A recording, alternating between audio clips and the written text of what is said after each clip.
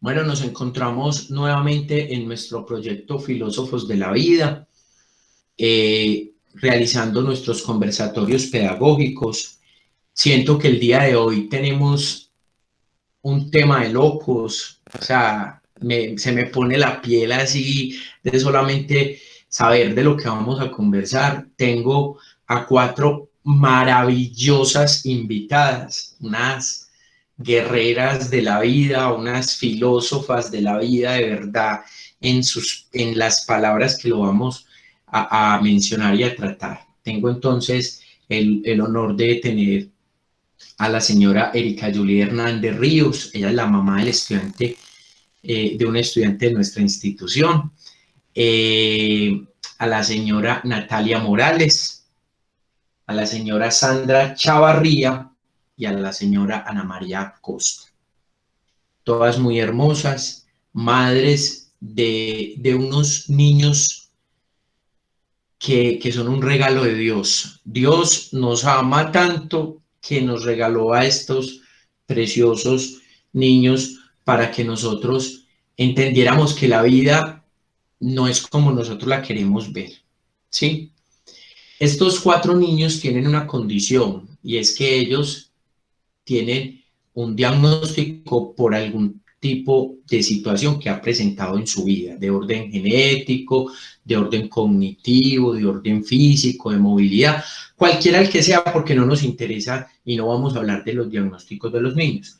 Vamos a hablar de la realidad de los niños ante la situación en que nosotros nos desenvolvemos, la escuela del siglo XXI, las nuevas tecnologías, la pandemia, todo lo que nosotros queramos hacer. Yo quiero comenzar diciendo que hace más o menos yo llevo de maestro 18 años y cuando yo estaba en la primaria y en el bachillerato, a las personas que tenían condiciones o que estaban diagnosticadas por algo, las separaban, las mandaban a una escuela diferente, con personas que los trataban diferente y nunca permitíamos eso. Luego la ley en el año 94 dice, eso es imposible, eso no puede pasar y eso no puede seguir pasando, y es que los niños tienen que estar en la escuela todos. Y les voy a decir algo, estos cuatro niños, son seis, porque doña Natalia son los tres, ¿cierto? Estos niños, y son muchos más, estos niños tienen el diagnóstico, pero si nos vamos a mirar, la inclusión no es para ellos seis, la inclusión es para todos, empezando por el maestro que tiene una dificultad visual. Entonces, a mí me tienen que entender con mi condición visual y el otro que tiene una condición de movilidad y el otro que tiene una condición distinta. La escuela es inclusiva porque cabemos todos. ¿Listo? Entonces, el primer concepto que nos tenemos que llevar de este encuentro es que en la escuela cabemos todos. Que hay unos que son un poquito más difíciles de tratar, sí, pero no imposible. Yo esta mañana les voy a contar a las 4 y a las personas que nos van a ver en este video. Esta mañana estaba haciendo un trabajo sobre los niños que tienen TDAH, síndrome de hiperactividad, ¿sí? Y había un profesional que se hacía una pregunta y decía, ¿será que los niños son los que tienen el problema o será que la escuela le quedó chiquito trabajar con niños que tienen como la batería mucho más puesta que otros? Yo me hice esa reflexión y saben que yo me quedé pensando, yo dije, esto hay que hacerlo, esto hay que trabajarle, estos niños, ellos no son diferentes, ellos tienen condiciones de vida diferentes, así como la tiene el venezolano que está fuera de su patria, así como la tiene el niño afro, que Medellín no es afro, Medellín no nació con, o sea, no es tan la idiosincrasia y ellos tienen que venir a adaptarse y nosotros a ellos. Listo. Yo no quiero echar más carreta porque me podría quedar aquí todo el día, pero sí decirles que aprovechemos este encuentro porque vamos a escuchar cuatro testimonios hermosos. Vamos a escuchar cuatro experiencias de vida que las tenemos que rescatar. Entonces yo voy a darle la palabra. La primera pregunta que le voy a hacer a las cuatro es, ¿Qué sintieron? ¿Qué sintió usted, mamá? El primer momento, ustedes cuatro que me están mirando y las personas que van a ver este video, algún día lo leí en un libro X, de tantas cosas que uno ha leído, que uno de los momentos que una madre nunca olvida es cuando le entregan a su niño que está acabado de nacer, segundos, y se lo ponen en su pecho. Dicen que una mamá, esa es una de las cosas que nunca en su vida se borra, ¿sí? Si hablamos de neurología, eso es una cosa que quedó impresa en ese almacén de la memoria de trabajo del ser humano. Esa es la impresión. ¿Cómo te sientes vos como mamá cuando sabes que tu hijo, en particular el tuyo, que no es el del otro, no es el del vecino, no es el de tu hermana, no es, es el tuyo, el que tú diste a luz, tiene un diagnóstico, sea el que sea el diagnóstico, y que tiene unas condiciones que de cierto modo, aunque no queremos decir esa palabra, pero es la realidad, lo hacen diferente, es decir, necesita un proceso distinto, necesita unos materiales, necesita llevarlo a una cita, necesita estarlo controlando, muchas otras cosas que quizá otros niños no necesitan. ¿Qué sientes tú como madre cuando eso pasa? Entonces le voy a dar la palabra en primer momento a doña Erika Hernández. Bienvenida, doña Erika, entonces a este conversatorio y tiene la palabra. Muchas gracias, buenas tardes.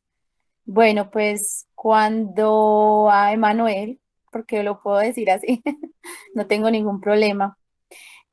Cuando me dieron el diagnóstico de mi bebé, pues obviamente en el momento fue como impotencia y susto, primero que todo, porque yo tengo un niño mayor que Manuel, entonces fue una condición, o sea, fue algo como mucho más diferente hacia todo lo que yo ya venía viviendo con mi hijo mayor. Entonces, era algo que yo decía, es un reto en lo que yo voy a decir, yo como mamá voy a tener que empezar a hacer otra, o sea, a hacer algo diferente que venía haciendo con mi hijo. Pero en realidad cuando de pronto mi hijo nació, no fue como todo lo que yo pensaba que iba a pasar, porque pues el médico obviamente me hizo ver algo que yo dije, yo no sé cómo voy a hacer, será que me va a tocar salir de trabajar, pues tantas cosas. Pero en realidad no fue así. Manuel es un niño que aunque tenga su condición, es un niño, es muy especial y muy cariñoso. O sea, tiene algo que uno dice, ¿de dónde sale con tantas cosas? Entonces, así tenga su condición, él siempre va a tener ese algo como que uno dice, pues no sé, o sea, es como algo como sin, no lo puedo uno como describir. A pesar de todas las cosas que de pronto han pasado con él, él tiene pues una condición que se llama hemiparesia derecha. Él tiene la condición de que no puede mover casi el lado derecho, mueve muy poco, toma medicamentos, obviamente. Pero Manuel quiere, o sea, tiene un desarrollo de aprendizaje un poquito más lento, pero es un niño muy inteligente donde sale con muchas cosas que uno dice, Dios mío, ¿dónde sale con todo eso? Entonces, eh, él es muy cariñoso, obviamente el mayor, pues mi hijo mayor sí, pero si usted lo pone como en diferencia, obviamente yo digo, Emanuel, ¿usted de dónde saca todas esas cosas? ¿Usted quién le enseñó todo eso? Y uno no cree que porque él tenga esa condición, uno cree desde el principio que va a ser un niño pues como que retraído, va a ser un niño de los que están por allá como que cree que iba a estar por allá sentadito, que no iba a hacer nada, no, ha sido lo contrario. Él es muy independiente, sí, porque obviamente cuando él empezó pues a crecer y a tener pues como todo ese, como te digo yo, o sea, a mirar nosotros qué era lo que iba a tener en la condición, porque desde el inicio lo que teníamos que esperar era eso, qué tenía, qué iba a ser la condición de él. Ya a medida que íbamos creciendo, nos dimos cuenta de qué era lo que le iba a pasar, de qué era lo que iba a tener y todo eso. Pero ha sido muy bueno, o sea, yo no creo que haya sido como me lo había imaginado desde el principio, porque yo decía, yo no sé qué voy a hacer. Me daba rabia también porque yo decía, será mi culpa que en el embarazo de pronto yo no me cuidé, porque yo tuve pues muchos contratiempos en mi embarazo, me hicieron una cirugía, me dieron varias cosas en el embarazo, entonces yo decía, sería mi culpa, pero en realidad no. O sea, yo con Emanuel hasta el momento, haya lo que haya tenido o lo que tenga en este momento, pues yo con Emanuel no, soy supremamente feliz. Muchas gracias, doña Erika. Felicitaciones por eso que nos estás diciendo y qué hermosura tus palabras. Vamos a lo contrario, porque el tuyo es el menor. Ahora, ¿qué pasa cuando, claro que en Israel pasa lo mismo, pero yo quiero que escuchemos a doña Sandra, donde en este caso la condición la tiene la niña que es la mayor. Listo. Doña Sandra, tiene la palabra. Buenas tardes, muchas gracias. Pues, profe, a ver, cuando yo estaba embarazada de Karen, a mí me empezaron pues a decir que Karen venía con dificultades, que ella tenía una cabeza muy pequeña, ¿cierto?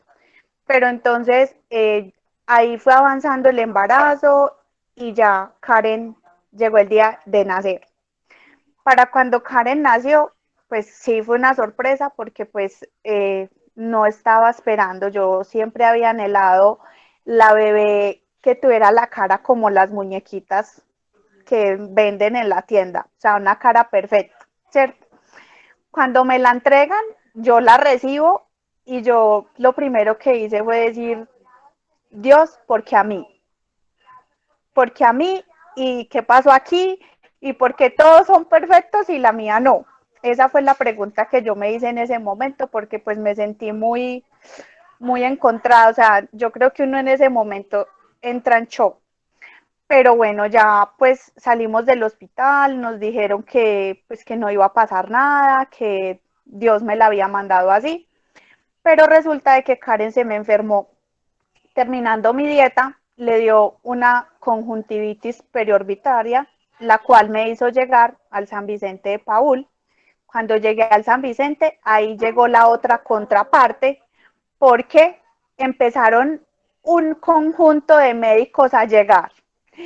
¿Cómo fue su embarazo? ¿Cómo fue su parto? ¿Qué le hicieron? ¿Cómo le sacaron a la niña?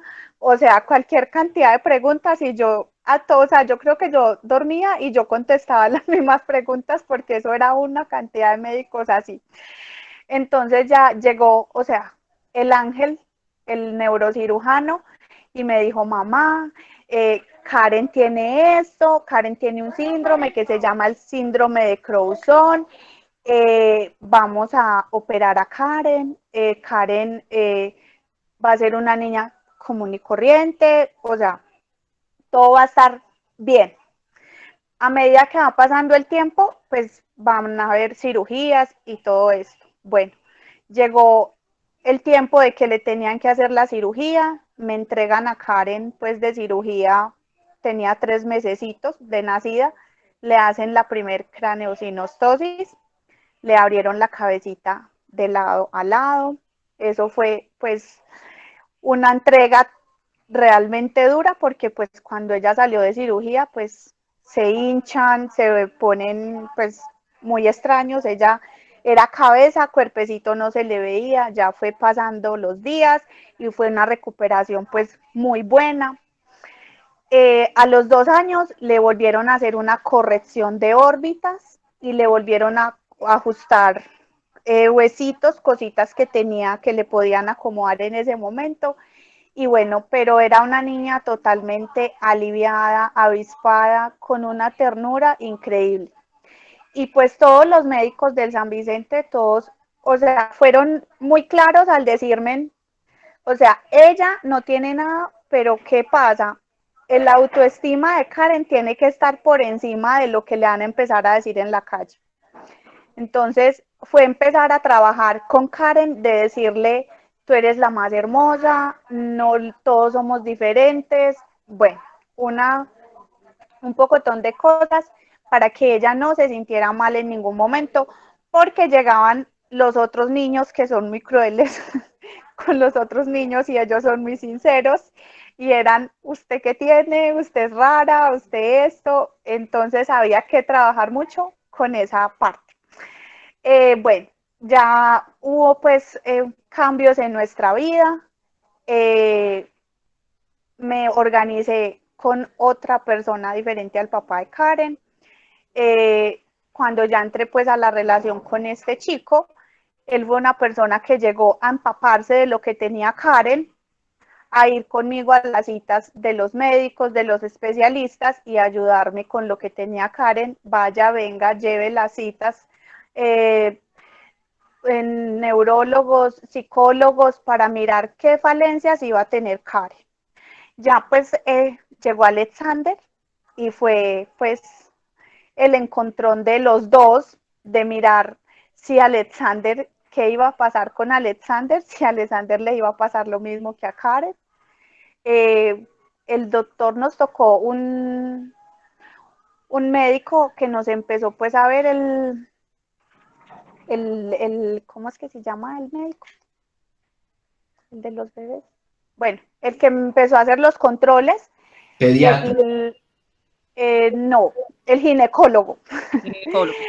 Y hoy es el ginecólogo. Él ya nos empezó a hacer el control. No era, o sea, en sí las EPS no mandan una cirugía, una ecografía en tercera dimensión a tan primeros meses de gestación. El doctor le vio la preocupación a mi esposo y le dijo, te voy a mandar, o sea, les voy a mandar a hacer esto para que estén tranquilos, porque él vio a Karen, porque nosotros llevamos a Karen a los controles del hermanito, y pues el doctor dijo, no, ella no, a él no le va a pasar lo mismo, y bueno, ya Karen empezó a crecer, ya empezó a estudiar. En el estudio sí fue un poco duro, porque ya empezaron los niños, ya empezaron la relación, a relacionarse con otros niños realmente.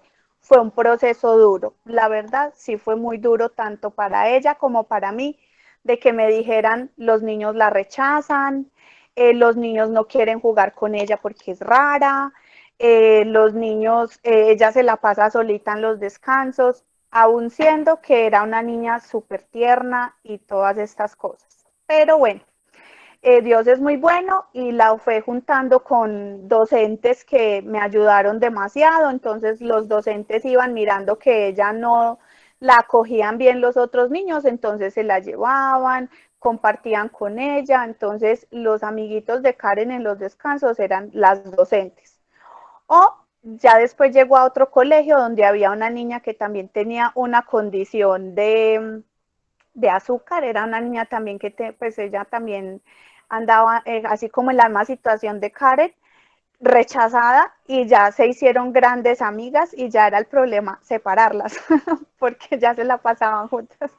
Entonces ahí fue donde pues ya como que Karen fue encontrando y ya los otros niños fueron como aceptando, pero en realidad ha sido pues una bendición, porque cuando estaba ya en el hospital en el San Vicente, yo no sé si pusieron una reflexión para mí o para todas las que estábamos allá, pero en esa reflexión yo me acuerdo que decía que Dios le pone a cada persona lo que es capaz de llevar, y yo entendí en ese momento que él me había dado a Karen así porque yo era capaz de sacarla adelante y de hacer muchas cosas con ella. Y bueno, aquí vamos en la lucha y es una niña súper especial, es una niña muy talentosa, es una niña muy cariñosa, quiere estar en todo, ella aprende muy rápido. En realidad, el médico sí me dijo que ella era un poco pasiva para aprender, pero en realidad, pues, a como hemos visto las cosas, ella, ella no, pues ella ha avanzado de una buena manera, gracias a Dios. Qué bendición lo que nos acabas de decir, doña Sandra. La historia de Karen es hermosa. Me doy el lujo de ser docente de Karen y siento que es un beneficio que Dios me dio ser docente de Karen. y es que estábamos en clase y yo les dije que habláramos de ellos, porque ellos son diferentes, cada uno cuente por qué es diferente. Y estábamos hablando de los valores y los niños hablaban de los valores. Y Karen dice, es que pues lo único que yo tengo diferente es que me falta el huesito de la nariz. Pero los niños ninguno se rió, ninguno hizo ningún tipo de reflexión, sino que simplemente decían, y un niño sí dijo, pero eres hermoso. Y eso nunca lo voy a olvidar y de verdad que bonito ese trabajo. Felicitaciones, doña Sandra. Ahorita le vamos a dar la palabra al papá de Manuel, que también ya se une a nuestra reunión. Bienvenido, qué gusto, para que esto no sea solamente un matriarcado aquí, sino que también nosotros estamos en esa posición. Yo le quiero dar la palabra a doña Ana María en este momento. Y me acabo de enterar de la condición de este hermoso niño, porque yo lo conocí cuando llegó al colegio, el primer día que llegaron a pedir el cupo, yo lo recibí. Y es que tiene una de las condiciones más lindas que yo he trabajado. Yo no la voy a decir, si doña Ana María la quiere comentar con toda la libertad. Y es, cuéntanos lo mismo, ¿qué sentiste cuando te diste cuenta que el niño tenía una condición? Te doy la palabra, Ana María. Buenas tardes. Mario Israel tiene una condición que se llama síndrome de Asperger, pero él tiene adicional tiene déficit de atención y no tiene proporción ni dimensión. A diferencia de un niño de 11 años, Israel no escribe bien, por decirlo así. Israel, yo me di cuenta del diagnóstico de Israel a los 6 años. Él estaba estudiando en otra institución y él no aprendía a leer. Era un niño totalmente aislado. Yo le enseñé a él que para poder comunicarse conmigo y para calmar sus ansias, porque era un niño que se golpeaba, tenía movimientos repetitivos, que era un niño que todo el tiempo era llorando, llorando, llorando, y todo el mundo decía, ay, es que es un niño muy mimado, ay, es que lo tienen muy consentido, ay, es que lo tienen malcriado. Realmente yo decía, yo no, pero es que esto, o sea, esto no es normal, porque pues, yo me considero que soy una mamá muy dura, soy muy estricta, y por eso mismo le enseñé a él, mírame a los ojos, mírame a los ojos, mírame a los ojos, y es algo que actualmente los médicos me dicen, le enseñaste algo que es algo imposible para un niño con el síndrome de Asperger. Un niño con Asperger es esquivo de la mirada, no te mira, y fue algo que yo constantemente de tanto repetirle, pues se acostumbró. Yo aún no sabía el diagnóstico. Para llegar al diagnóstico fue algo muy duro, porque fue a valorar, empecé a buscar por la EPS, y la EPS realmente decía, no, pero es que todavía no es tiempo. No se le pueden hacer valoraciones. No, pues me sacaban mil excusas. Lo metieron como psicólogo, que porque el psicólogo era el que podía orientarme. Cuando yo decidí o sea, yo dije, no, no más, voy a hacerle particular una cita con un neuropsiquiatra. El neuropsiquiatra empezó a hacer la valoración, me hizo, mejor dicho, mil preguntas. Israel ya era un niño que venía desde el nacimiento, él nació prematuro, nació de 32 semanas. No estuvo en incubadora porque era macrosómico, entonces él llegó a un peso muy bueno, a pesar de ser prematuro. Pero él quedó con epilepsia él tenía epilepsia, convulsiones muy fuertes. Desde los 4 meses comenzó a convulsionar y también tenía hipotiroidismo. Entonces, desde los 4 meses éramos dándole medicamentos para la epilepsia, medicamentos para la tiroides, súper atentos pues a cualquier señal. Entonces, la doctora empezó a hacerme como un resumen de la historia clínica de Israel. Israel era un niño que los médicos, desde que él empezó a convulsionar, decían de que él no iba a ser un niño que pudiera ni caminar, ni hablar, ni nada. Israel en su historia clínica tiene 3 muertes clínicas, o sea, él 3 veces clínicamente ha estado muerto, porque en medio de las convulsiones él ha perdido completo conocimiento y su corazón se ha detenido completamente y se detuvo sus pulmones, o sea, él tuvo paros cardiorrespiratorios 3 veces. Pero pues yo digo que ese nombre que le pusimos fue algo increíble porque este niño de la nada volvía y despertaba como si nada, después de estar intubado, después de presenciar sus reanimaciones y todo, y la doctora me decía, esto es increíble, este niño pues al daño cerebral era para que literal no pudiera ni caminar ni nada porque estuvo mucho tiempo muerto. En el resumen, la doctora empezó a preguntarme ciertas cosas que yo no sabía. Me decía, y bueno, ¿y tu esposo cómo es? Y yo, ay, mi esposo es así, así, así, así. Ah, ya. ¿Y tu suegro? Así, así, así. Y me decía, bueno, espérate un momento. ¿Tú no te estás dando cuenta que hay algo repetitivo en los varones de esa familia? Y yo, ¿cómo así? Y me decía, no, voy a hacerle un estudio primero a tu hijo y de acuerdo a él hacemos el diagnóstico de tu esposo y de tu suegro. Resulta de que cuando a Israel ya le hicimos el diagnóstico que salió con autismo, con el TDAH y todo eso, eh,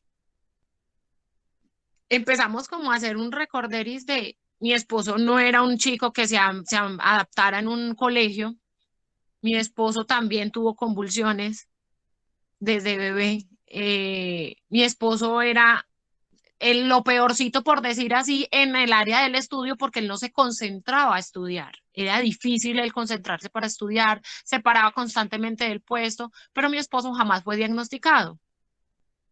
Porque como mi suegro jamás había sido diagnosticado y nos pusimos a indagar de la historia de mi suegro y fue exactamente lo mismo. Entonces ahí es en donde se presenta aquello de que uno dice, Dios mío, ¿cuánta gente está es para diagnosticar y nunca se les ha dado un diagnóstico? Y se les confunde por groseros, por personas repelentes, por malos estudiantes, y en realidad lo que necesitan es un diagnóstico para poder saber qué tienen. Con Israel yo tenía mi problema y por eso fue que decidí buscar el diagnóstico particular, porque resulta de que la profesora que tenía el niño en ese entonces, que era de primero, decía, vea, mamá, yo creo que el niño debe de estar es en un colegio especializado, porque su hijo no sabe leer, no sabe escribir, no sabe hacer nada. Él no va a pasar y lo puso a repetir año. Y le doy gracias a esa señora solamente por el hecho de que me lo haya tratado de esa manera y yo que soy una mamá como estricta, no me gusta que me lo traten mal y lo decidí cambiar de lugar, de colegio. Ahí llegó a este colegio. La profesora Diana ha sido un ángel. Israel era un niño que no se suponía que pudiera aprender a leer, a escribir, que no se podría comunicar. Israel habla como una lora mojada. Con el que se le atraviese habla. Le cuenta toda su vida en 2 segundos. Israel escribe. En este momento lo metí en un programa de lectura rápida y está leyendo 1007 palabras por minuto. Un niño que se suponía no iba a leer. Tiene comprensión lectora del 100% y era un niño que no podía que analizar ni procesar nada. Y la verdad, cuando a mí me dieron un diagnóstico, yo, bueno, qué calma, qué tranquilidad. Porque yo ya decía, yo, bueno, ya sé qué tengo que hacer, ya sé cómo enfocarme, ya sé en qué me tengo que encaminar. Porque antes uno simplemente era la profesora diciéndole 1000 cosas malas de Israel, pero uno no sabía cómo trabajarlo, ni cómo ayudarle. Pero ya con el diagnóstico como que me dio cierta calma, cierta tranquilidad, cierta cosa de uno decir, bueno, ya, ahora sí, manos a la obra, ya sé cómo tratarlo y cómo tratar esto que para mí era totalmente nuevo. Realmente fue como más como de calma. Podríamos decir tristemente que la perversidad de un maestro rescató y salvó a Israel. Totalmente de acuerdo. La perversidad y la grosería y todo de una profesora fue lo que hizo que el diagnóstico de Israel fuera lo más rápido. Perfecto. Gracias, Ana María, y felicitaciones de verdad con ese muchacho que tenés. Vamos con doña Natalia. Samuel. Ay, yo con usted sí me atreví a decir el nombre, mi reina, porque ese es Samuel. Todos los días me moviliza como maestro, de verdad. Contanos, doña Natalia. Bueno, pues para mí como mamá resulta que yo he recibido una cantidad de diagnósticos en toda mi vida. El primer diagnóstico que recibí de Samuel es que pues Samuel no crecía en mi vientre, me lo sacaron, fue un niño que nació con un abdomen completamente pequeño porque se quedó pequeño su abdomen en el percentil, estuvo mucho tiempo en UCI, pero el primer diagnóstico que yo recibí de Samuel era que tenía una insuficiencia cardíaca. Entonces me dijeron que había nacido sin la válvula que purifica las bacterias que van a la sangre. Entonces Samuel, por ejemplo, el cardiólogo me decía, mira, tu hijo no se puede caer, mira, a tu hijo no le puede dar gripa, a tu hijo no le puede dar otitis. Si tu hijo se cae y se hace una cortada, lo tenemos que hospitalizar. Porque como no tiene que purificar las bacterias que están en su sangre, las bacterias andan todo el tiempo por los órganos y el riesgo es que dé una endocarditis bacteriana, que es una infección en el corazón. Digamos que yo he sido una mamá toda la vida súper tranquila, pues, o sea, yo cuando recibí el diagnóstico, de verdad que mi mamá lloró, el papá lloró, y yo le decía, pero está bien, o sea, no lo han operado de corazón abierto, el médico me dijo en su momento necesitará una cirugía, hacemos una cardio cada 6 meses, miramos qué tan amplio está el hueco, porque nació sin una válvula de la arteria trivalva, entonces no está la de la mitad y todo el tiempo sus otras dos válvulas chocan. Entonces el médico me decía, no existe en el mundo cirugía para Samuel y los niños que tengan su diagnóstico. El diagnóstico es una aorta bivalva, entonces nosotros operamos las dos válvulas que se dañan a causa del golpe constante, ¿cierto? Digamos que para mí no fue una tragedia, o sea, porque yo siempre trato de mirar que hay personas más enfermas. Me daba muy duro saber que Samuel no podía correr, que Samuel no se podía cortar, que es lo normal de un niño. Y pues así empezaron las cosas, o sea, él le dio una otitis, la cara se deformó completamente porque se regó la infección, lo tuve hospitalizado más de un mes, le dieron amigdalitis a repetición, entonces a Samuel le hospitalizaban lo que no le hospitalizan a un niño normal, pues las cosas que se recuperan en casa. Pero como era mi hijo mayor, yo tenía 20 años, pues era muy joven, después me fui dando cuenta que Samuel tenía unos comportamientos muy diferentes en ser un niño supremamente, o sea, yo creo que los profes lo conocen, supremamente tranquilo, o sea, calmado. Yo dejaba a Samuel en la cama y él se quedaba, te estoy hablando de que Samuel tenía 2 años, y se quedaba mirando para el techo 3 horas. Y yo decía, eso sí será normal de un niño, o sea, un niño se mueve, es necio, es hiperactivo. Y resulta que un día, les estoy hablando de que Samuel tenía 3 años y medio, 4, en despertarlo de uno de esos letardos, porque era muy difícil sacarlo de esos letardos en los que permanecía, me dijo, mami, yo quiero que tú me digas una cosa, ¿quién es más inteligente, Dios o yo? Yo le dije, ¿tú por qué me estás preguntando esas cosas? ¿Es más inteligente Dios? O sea, luego una vez me dijo, mami, mira, si nosotros vamos a Eucaristía a las 7 de la noche todos los sábados y hay 1000 Eucaristías en el mundo, ¿cómo sé Dios a quién escucha primero? O sea, Samuel me empezó a hacer una cantidad de preguntas súper raras. O sea, yo decía, no, esto no es normal, o sea, no es normal que este niño me pregunte estas cosas. Lo empezamos a ver por neuropsicología, la doctora me dijo que tenía un alto razonamiento, o sea, yo en este momento no les puedo decir todas las preguntas que me hacía Samuel, unas preguntas salidas de tono, o sea, no las conoce sino él, pero resulta que para mí la dificultad más grande es que Samuel haya empezado a estudiar.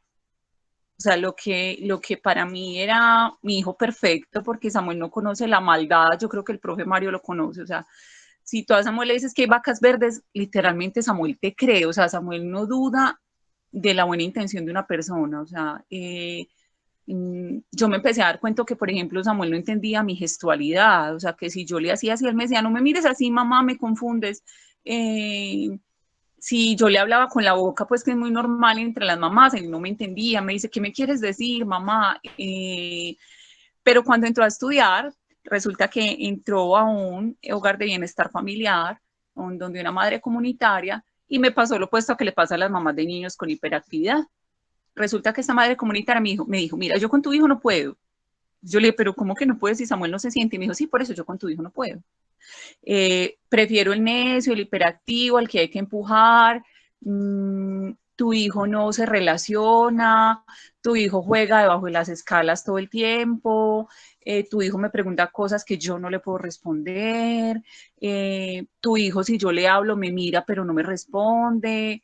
Entonces yo como mamá me sentí muy decepcionada. Yo dije, pero entonces que sea pasivo es malo y que sea necio es malo. O sea, pues aparte me dijo que había un niño que lo golpeaba constantemente porque era el líder del salón y Samuel se dejaba, o sea, no ponía ni las quejas. Ahí me empecé a dar cuenta que Samuel no conocía la maldad de las personas. Samuel no identifica cuando una persona le quiere hacer daño. Y estamos hablando de que tiene 11 años y todavía no lo identifica. Luego entramos al colegio y digamos que para mí ha sido, yo creo que se me dan ganas de llorar, para mí ha sido una pesadilla que Samuel entrara al colegio porque Samuel ha sufrido todo tipo de maltrato, o sea, físico, pero no estoy hablando de físico de un golpe, no, físico de romperlo. El niño nunca me decía nada, o sea, él me decía, mamá me caí, mamá me golpeé, mamá. Hasta que hace 2 años Samuel lo promovieron un año, Samuel aprendió a leer solo, que eso me di cuenta pues también que no lo conté ahí. Cuando tenía 4 años me dijo, mamá, ya sé leer, y yo le dije, ¿cómo tú sabes leer si nadie te ha enseñado? Y pues efectivamente me leyó un libro, sabía sumar, sabía restar, y entonces a Samuel lo promovieron de primero a segundo. Pero cuando llegamos a quinto, pues que es donde todo, estoy hablando de que todos estos años sufrió muchísimo acoso escolar, sin el colegio hacer nada, o sea, nada, absolutamente nada. Al final del tiempo pensé desescolarizar el niño. Yo le dije, no me importa que el niño no estudie, o sea, yo no quiero que el niño viva este sufrimiento tan horrible. Cuando Samu llegó a quinto, pues ya sus compañeros llenaban muchísimos años de bullying y ya se iban a ir del colegio. Pues la despedida de Samuel es que me lo desnudaron, lo golpearon, lo arrastraron por todo el salón y me lo iban a tirar del tercer piso del colegio. Y pues el colegio no hizo nada, ¿cierto? Gracias a Dios en ese momento llegó una vigilante del colegio y se dio cuenta que el niño lo iban a lanzar al tercer piso. Y digamos que ese fue mi mayor temor cuando Samuel lo diagnosticaron. O sea, a Samuel lo diagnosticaron a los 6 años. Pero yo no tuve miedo del diagnóstico de Samuel. O sea, yo sabía que yo iba a estar ahí. Yo el miedo más grande que tenía era la sociedad, ¿cierto? Porque a ti no te enseñan en tu casa que hay niños que, pues a ti no te enseñan que hay niños con discapacidad o con condiciones especiales. Los papás no hablamos de eso, los papás no le enseñamos a los hijos a entender las diferencias. Los papás, o sea, no, los papás no enseñan eso a los hijos. Y digamos que cuando a Samuel diagnosticaron, mi único temor era ese, no el diagnóstico como tal, porque yo sé que en mis manos tengo un niño maravilloso. O sea, mi mayor temor era ese, ¿cierto? Para mí fue muy duro que el colegio me hiciera sentir a mí culpable por lo que pasó. Cuando yo decidí hablar con el colegio, el rector me dijo, es problema tuyo, es tu hijo, tú no le enseñaste a defenderse.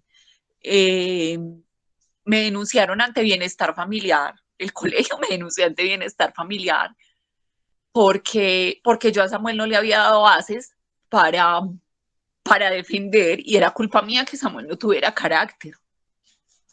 Entonces, digamos que a mí me parece increíble que yo fuera la que estuviera en Bienestar Familiar, sabiendo que a mi hijo casi me lo matan. Finalmente dimos con un comisario pues maravilloso. O sea, él me dijo, mira, esto es un caso cerrado, o sea, esto parece más un miedo del colegio a meterse en un problema legal. Entonces como que hace pues como una especie de denuncia ante la madre como para hacer sentir que la responsabilidad de la madre como tal. Yo fui a estudiar los últimos días del año con Samuel, porque estoy hablando de que eso pasó que el 1 de noviembre, más o menos.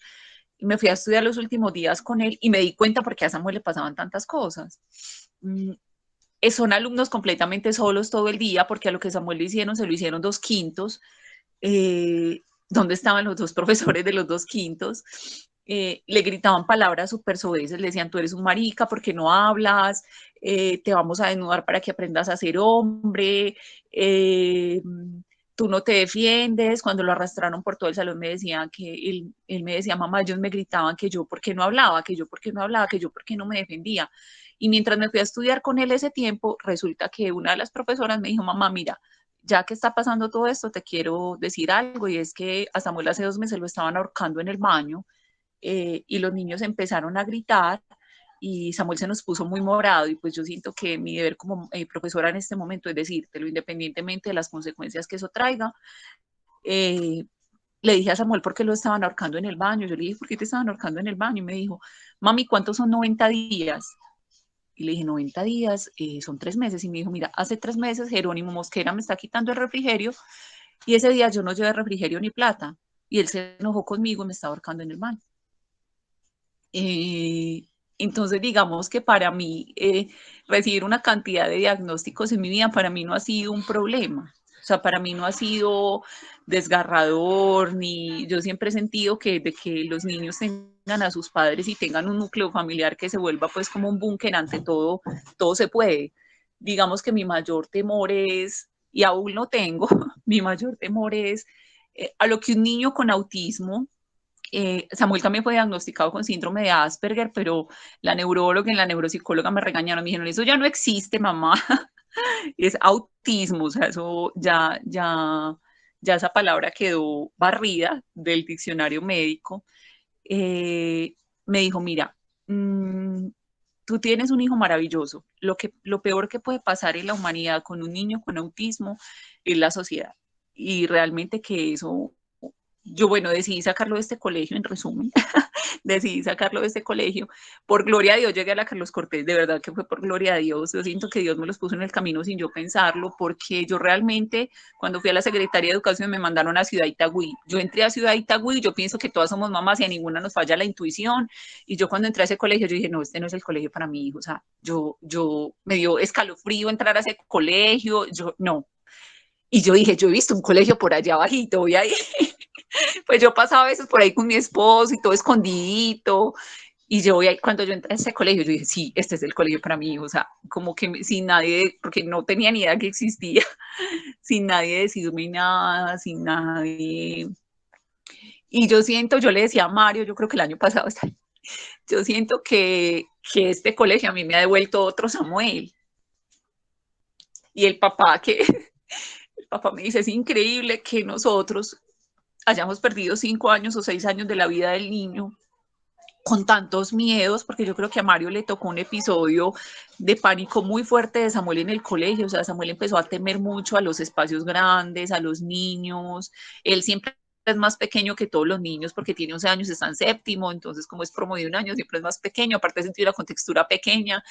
Yo siento que el colegio me devolvió otro Samuel, o sea, me devolvió un Samuel tranquilo, un Samuel que volvió a confiar en las personas, un Samuel que confía en los profesores, porque yo pienso que él es fan número 1 de Mario, o sea, mi hijo lo ama, o sea, yo siento que me devolvió como la parte de mi hijo que yo jamás en sus 11 años de vida había conocido. O sea, estoy hablando jamás. Le gusta conectarse a clase, no tiene miedo de hablar. Para mí que Samuel hable en una clase es, o sea, yo muero por ver que Samuel habla en una clase, porque Samuel era un niño anulado completamente. Y bueno, o sea, yo dije, hay que cambiar todos los niños, o sea, mis niños todos están diagnosticados, por eso yo he dicho que recibí una cantidad de diagnósticos en mi vida. Todos han sido muy prematuros. Mi hijo del medio nació con una denervación de nervios faciales, su boquita se tuerce, también se pueden imaginar todo el bullying que hemos sufrido. José Miguel tiene que hacer pues como el cuerpecito con enema, estamos esperando una cirugía gastrointestinal, y resulta que pues no era normal, que la pediatra que nos veía nos decía, mira, todos tus hijos son prematuros, todos tus hijos nacen aparte del autismo con otro diagnóstico, y nos hicieron un estudio genético y pues resulta que mi esposo y yo compartimos un cromosoma del ADN como si fuéramos hermanos, sin nada que ver, porque yo soy de la Floresta, de Itagüí, o sea, ni siquiera un punto de referencia cerquita, compartimos muchísimo cromosoma X. Por eso tengo tantos hijos hombres, por eso todos son diagnosticados. Como le pasó a Ana, la familia de mi esposo también tiene un antecedente de autismo muy serio. Samuel tiene una tía paterna que ha estudiado 5 carreras y no ejerce ninguna. Es una mujer que no sale de la habitación y de la universidad.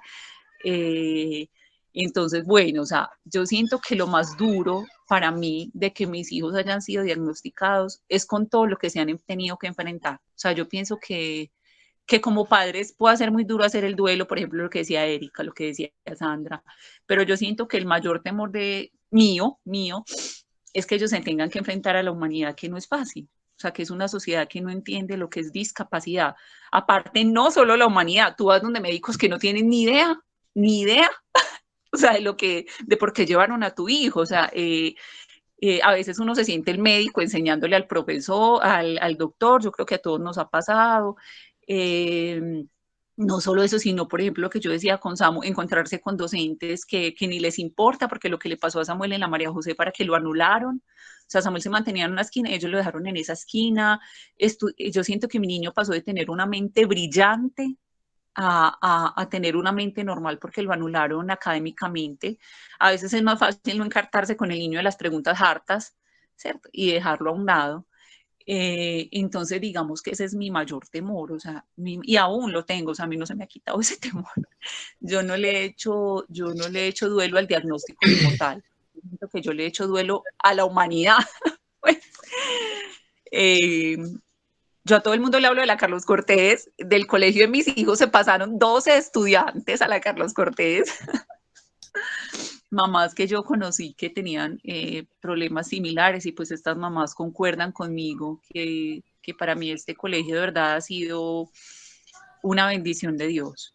O sea, yo siento que el colegio no debería ser tan anónimo. Yo he tratado de sacarlo del anonimato, que tiene unos docentes maravillosos. O sea, si a mí en este momento me dicen, tú pasas a tu hijo a un colegio privado, el mejor del mundo, yo a Samuel no lo quisiera sacar de ahí nunca, ni a ninguno de Muchas gracias, doña Natalia, Entonces, bueno, por lo que nos eso estás es. diciendo. Te cuento que me dio el taquito aquí porque uno cree que eso nunca pasa. Uno cree que a un niño le quiten su ropa, eso nunca pasa, pero pasa. De Samuel, yo solamente lo que me pasó esta semana con él, y yo lo voy a decir, yo siempre les digo, muchachos, tengan mucha paciencia, espere, yo comparto pantalla. Entonces el pasito dijo, es que tengan paciencia del internet de la NASA del profesor Mario. Entonces ya me quedé con que tengo un internet de la NASA. Bueno. Lejano. Quiero hacerles una pregunta para que sigamos en la conversación rápidamente, y ya para que también me regala el nombre, porfa, el papá de Manuel, que ingresa también en nuestra reflexión, y es referente a, defíname con una sola palabra, parece un reinado, pero no es un reinado, defíname con una sola palabra a Emanuel, a Karen, a Israel, a Samuel, a Agustín y a José Miguel.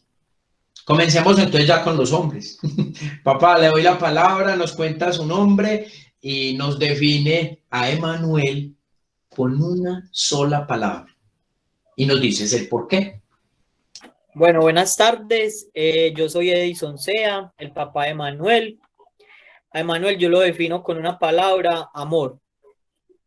Emanuel es de los niños que usted puede estar viendo televisión y él llega y te dice, papá te amo, mamá te amo, te da un beso. Lo mismo con la abuela, con los abuelos, pues con muchas personas, incluso hasta con los profesores. En los momentos que pues tuvo la oportunidad de asistir a la escuela antes de que empezara todo esto de pandemia, siempre ha sido lo mismo. Emanuel es un amor. Entonces yo lo puedo definir con esa palabra. Don Edison, le creo.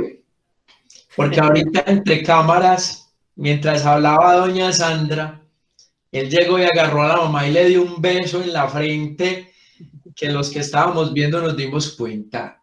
Qué hermosura, no nos tiene que contar, le creemos definir a Emanuel con la palabra amor. Felicitaciones, muchas gracias, don Edison. Doña Erika, Sí. termínanos a Emanuel con una sola palabra. No, pues igual. Es que no hay más porque es que él es un niño muy cariñoso. O sea, él sale con unas cosas que obviamente cuando usted está así como dice el papá, uno descuidado, él dice, mamá, nunca te voy a dejar. Mamá, siempre voy a estar contigo. Eh, Mamá, tú eres mi mamá favorita. Pues como si tuviera muchas mamás, pero siempre dices que tú eres mi mamá favorita.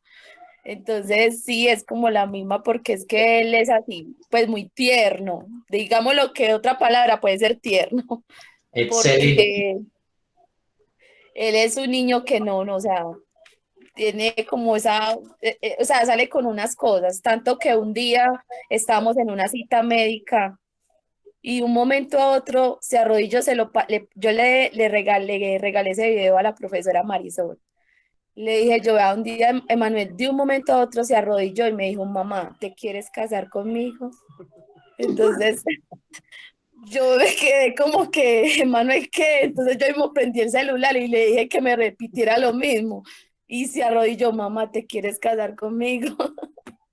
Qué Entonces yo le hermosura. dije, sí, yo le dije, sí, mi amor, entonces ya, el video quedó ahí, que se lo regalé a la profesora Maricel, y a Maricel dice, es que no, yo lo voy a guardar, yo nunca voy a esperar un niño que diga algo así con la mamá, mamá, ¿te quieres casar conmigo?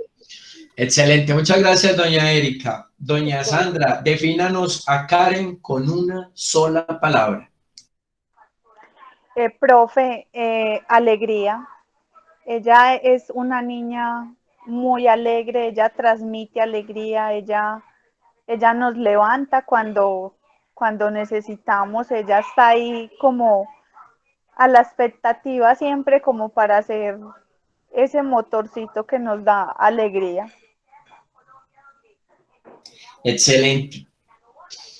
Ana María, defínanos a esa hermosura de Israel que también está dándole picos por ahí con una sola palabra. Es algo que hemos hablado mucho en la familia. Israel es como pureza, porque Israel es un niño de que literal no es capaz de decir mentiras. Y literal, como le pasa a Nati con los niños, es, no es, o sea, no identifica la maldad de la gente, o sea, ni el sarcasmo, ni cuando uno lo mira como, ¿qué hubo? Nada, o sea, es tan puro que ni siquiera cuando le han llegado a decir a él, ay, usted es que es retrasado, que él sigue, es que es mi mejor amigo. O sea, es a ese punto. Es, es un niño que todo es dulzura, todo es amor, que a pesar de sus crisis de llanto agudo de la nada y de sus tristezas y de sus aislamientos y eso, en 2 segundos ya está otra vez contigo como si nada. No es un niño que no, Israel es un niño que no guarda rencores. Israel incluso se le olvida qué le hicieron hace 2 segundos. O sea, le pudieron haber insultado horrible y él a los 2 segundos está buscando a esa misma persona para que jueguen con él. Hasta con la mamá. Excelente. Antes de darle la palabra a doña Natalia para que nos defina a los niños, mentalmente, por favor, los que ya hablaron, don Edison y doña Erika, doña Sandra, doña Ana María, mentalmente, no vayan a ir a buscar a otros lados, me calculan más o menos cuántos diagnósticos tienen de los niños. Ahí en la mente, vayan haciendo el ejercicio. 5, 6. A Natalia, pues no le pregunto porque imagino que tienen, pero también le voy a preguntar, debe tener muchos. Defíname entonces a Samuel con una palabra. Bueno, a Samuel lo defino con muchas. Inocencia y sensatez. Agustín.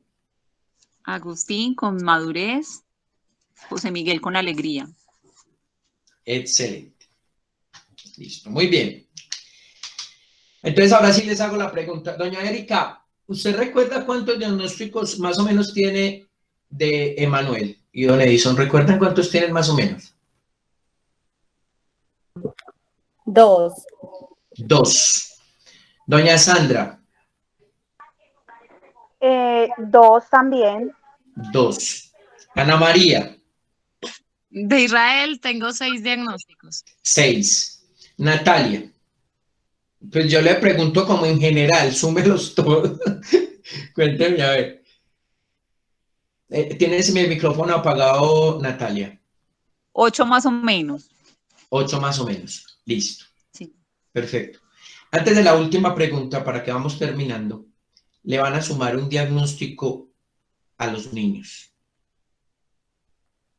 Le van a sumar un diagnóstico más. Emanuel acaba de ser diagnosticado con amor. Karen con alegría. Ana María Israel tiene un nuevo diagnóstico de pureza. Samuel tiene un nuevo diagnóstico de que es un niño inocente. Agustín tiene un diagnóstico de madurez. Y José Miguel tiene el mismo diagnóstico de Karen y es de alegría. Les aseguro que esos diagnósticos no les van a llegar por escrito, ni se los van a pedir de la UAI, ni les va a servir para nada. O quizá les va a servir para todo. Porque vamos a empezar a mirar los niños con otros ojos. Ustedes me acaban de decir unas cosas magníficas. No sé si el caso de Manuel. Emanuel sí empezó desde preescolar en el colegio, creo, ¿cierto? Sí, profe, estuvo con Ángel. escolar, sí, con la profesora Ángela. Bien. Pero diferente a Emanuel, Karen, Israel y Samuel tuvieron experiencias que mejor dejémoslas en el pasado y vivamos la experiencia que hay hoy.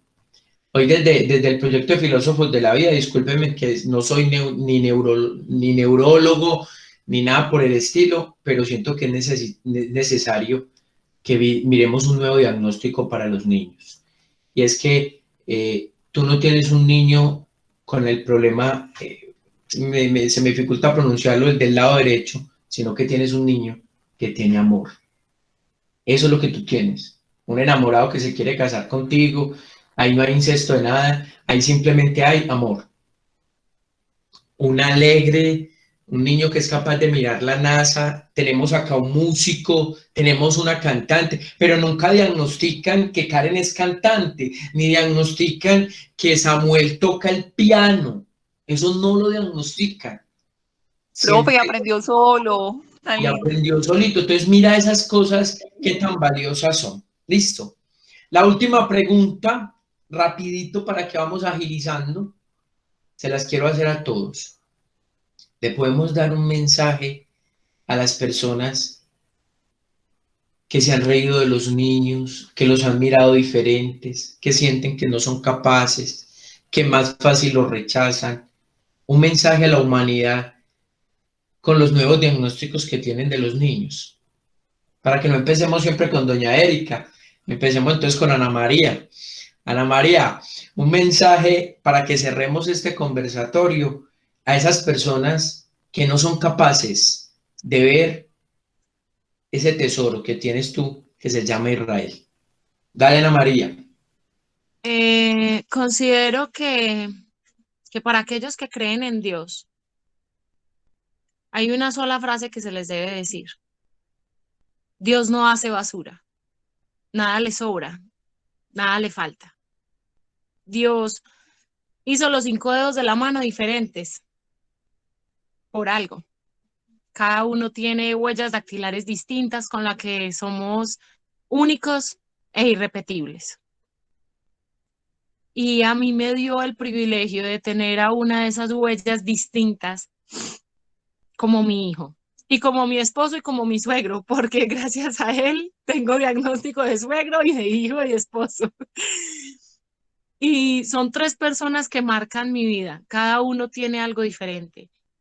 Y la verdad, yo creo que todos los niños con diagnóstico son realmente el futuro de este país, porque son niños que son criados con bases con amor y con respeto al prójimo, que es lo que ahora nos hace tanta falta. Gracias, Ana María.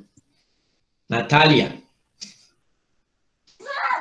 Pues yo quisiera decirle a las personas que se sienten muy decepcionadas, porque siento que a veces las personas se decepcionan mucho de la humanidad, que si quieren volver a tener fe en el mundo tendrían que conocer un niño con cualquier tipo de diagnóstico, porque son niños que se tienen que enfrentar a la humillación, al dolor, a estar todo el tiempo en el hospital, en médicos. Mis hijos me dicen que no quieren ir a una cita más.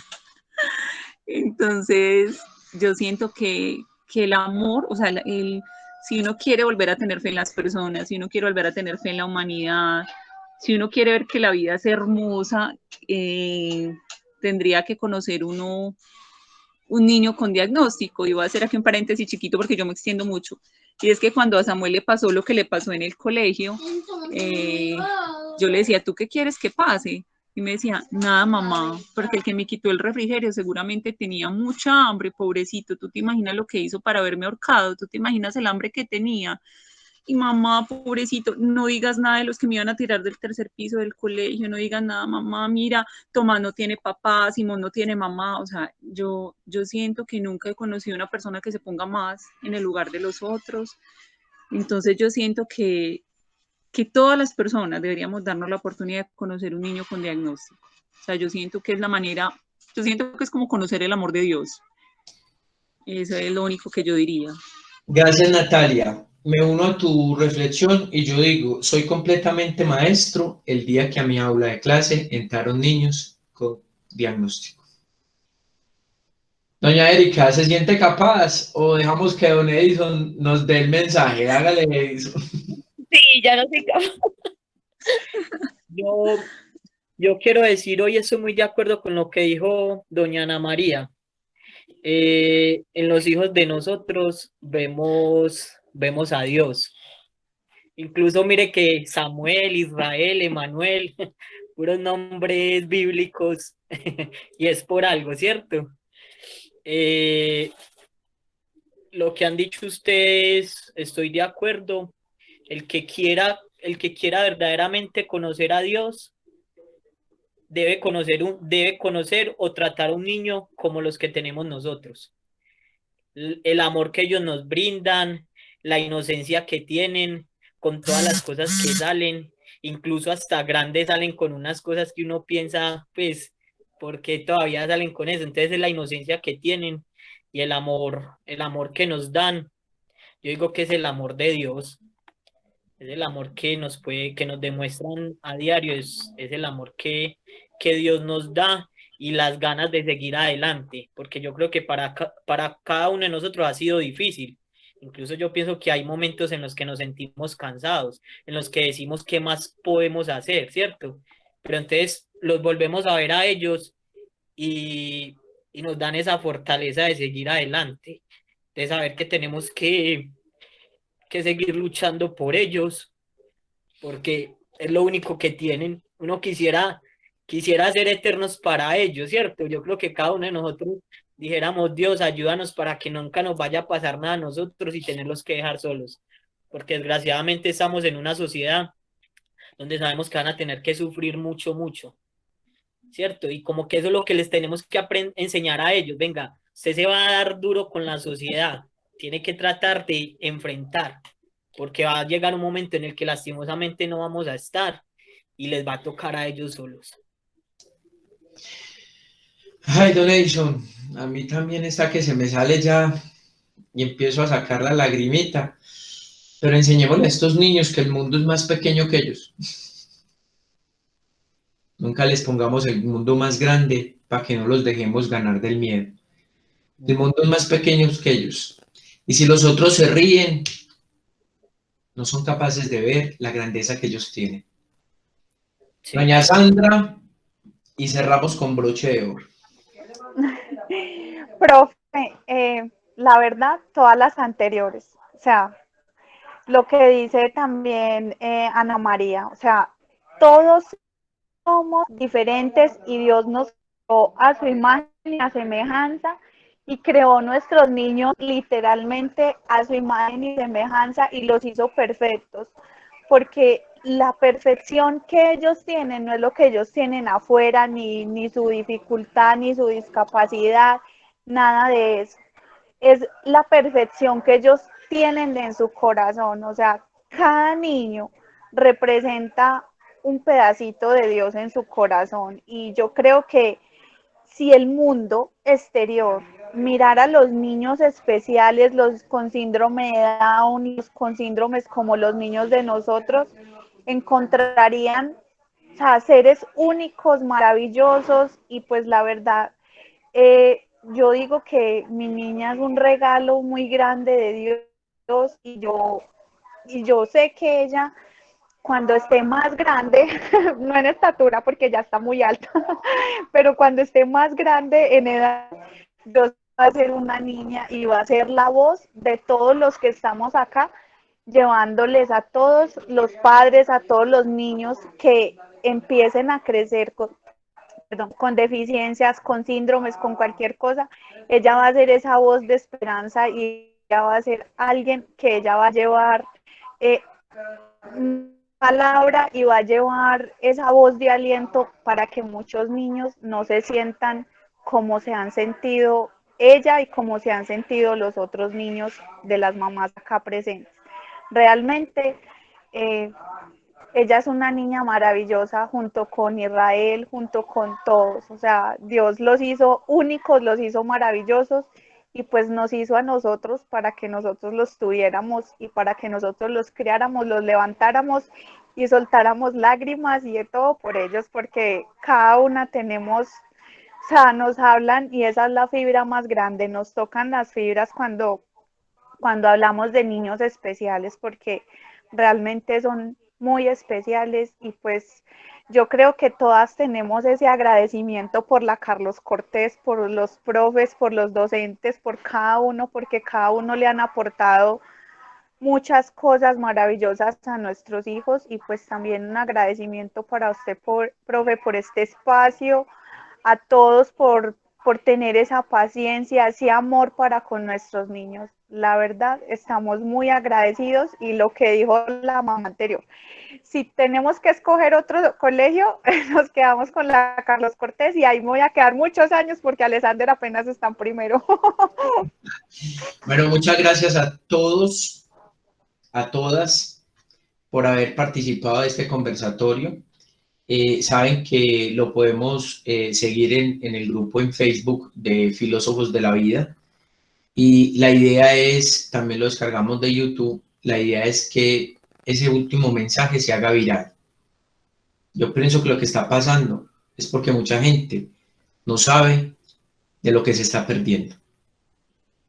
Yo les agradezco mucho que me hayan aceptado esta invitación, así a la carrerita, pero que la disfrutamos con el alma. Muchas gracias para todos. Gracias a usted, profe.